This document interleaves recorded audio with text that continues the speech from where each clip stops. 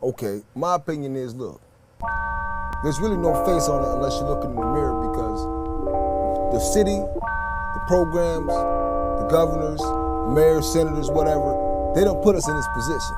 So when you look at a face, or you're looking at a definite pose, similar to the Picasso or something, you need to stop and look at yourself and say, I put me in this position, not Lansing, not the commissioners, not the businesses, nobody.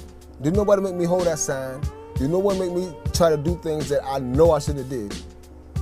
You did that. That's face you're looking for. It's really hard to do anything when you don't have a place to live. I mean, having a place to live is literally like your foundation. You know, you have to start there before you can do anything else, so.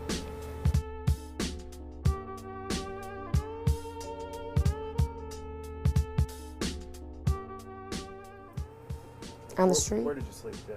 On the street, under bridges, on the river trail with my homegirl. We had each other's back. There were nights where we didn't sleep. There were nights where we didn't eat. There were nights where... Anybody can become homeless. From a young age, there's a lot of teenagers. There's actually teen camps in Lansing where there's kids that are out there. The average age is 9 years old, they say. A lot of homeless people out there on the street, a lot of them. Like the whole river trail. You walk up and down the river trail, you'll find people under each bridge, any and every bridge out in Lansing on the river trail. A majority of the time you'll find somebody underneath the bridge. I was once homeless, and I know that the feeling of loneliness and depression and anxiety that comes with being homeless. And I wanted to do something about it. Is she out at an appointment, or? So she did do that? Every year I go back in November and I go homeless for a week. And one year we encountered 20 people just under one bridge. We wanted to do something to try to get them shelter. It was cold, it was in the middle of a snowstorm. There was probably 6-7 inches of snow, and they were all huddled up under blankets, trying to stay warm. So we called just about every hotel in Lansing to try to find a place that would help these people. And we explained, we were totally honest with them. We told them these were homeless people. We wanted to get them warm. We wanted to give them the opportunity. And this hotel said, sure, let's do it. I sent Mike a picture of my pants and my socks that were completely soaked from head to toe from the river trail, because I walked from the north side of the river trail. I walked from there to here on the river trail the day that he asked me to be here at noon. And I came. I'm here now. 8 months later, I went from housekeeping to head housekeeper to the front desk, and I got full custody of my youngest child. What led me to the program is, through all honesty, is me wanting to better myself one step at a time, because it's not simple. When we got here, we actually got a hold of Mike and we stayed here for a couple of nights. Told him the situation was running out of money and not having $70 to pay for a hotel room, because that's outrageous. And it was taking all of our money. And so he allowed us to stay here for like $31, which was a lot better than $70. We're not so worried about how many nights we're gonna stay and all that, so that we can try to save our money and find a place to live.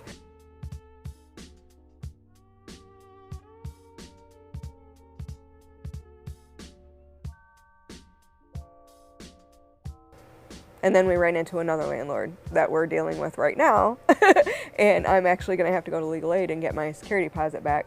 Is at this hotel you get to stay together with your family and your kids, and that's a good thing, because you don't wanna be separated from your family when you're homeless and you don't know what you're gonna do from one day to the next. And it's a struggle, and it's hard, and it's stressful, and it's depression, depression sets in. And second chances are important, but not everybody gets them. But I think everybody deserves them. If you didn't come here 8 months ago, where do you think you'd be right now? Either dead, or I'd probably be dead on the street somewhere. That's my honest opinion. Pretty sure of that? Pretty sure of that. The course of actions that I was going down on hard drugs, yeah, I wouldn't have my daughter right now, and I would probably be dead on the street. I want to give as many chances as I can. Now, I can't enable, but I will empower.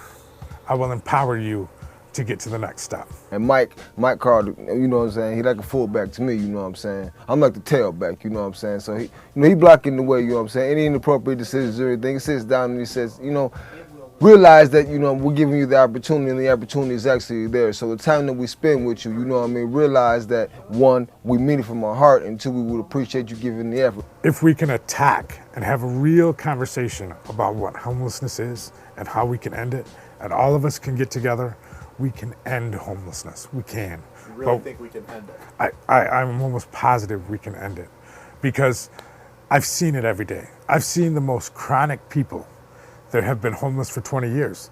The system doesn't know they're alive now, but they are. They're giving back, and they're doing what they can, and they're supporting themselves. This place is a good place for people because it's a warm, safe environment for people to lay their heads down at night. There's food, there's clothing, and there's the necessities that you need to strive in life. I see us in Detroit, and Flint, and Florida, and North Carolina. I see us spreading, because this concept allows communities to engage, and it gets them excited.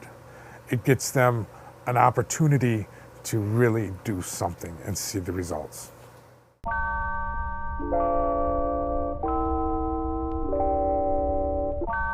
It's got me to this point here. You're stable, you stabilize. You didn't do it on your own. Okay? Per se, you're needed to some labor to be placed in. Stay stable. Get up and do the labor instead of getting up and trying to drink, trying to smoke, or trying to scheme, or trying to lie to your community, or looking over your shoulder for the law. So when I say being stable, you have to stand still and paint the portrait. The portrait doesn't paint you.